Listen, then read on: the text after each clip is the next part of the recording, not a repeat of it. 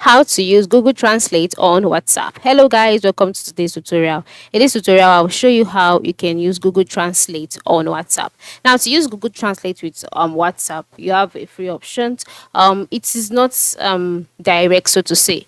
The first step is to install Google Translate on your device from your App Store or from your Play Store if you're using an iPhone or an Android. So after installing your Google Translate and you have it, the next thing to do is to head over to your WhatsApp chat and select the text you wish to translate. So for me, this is the text, so I'll just copy it right away. So the next thing that you can do is just to copy the text. So let's go back to the WhatsApp chat like I'll be doing now. All right.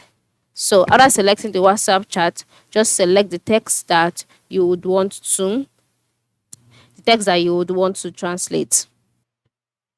So after copying the text, the next thing to do would be to go back to my Google Translate. So just go back to your Google Translate application and paste the copied text in there.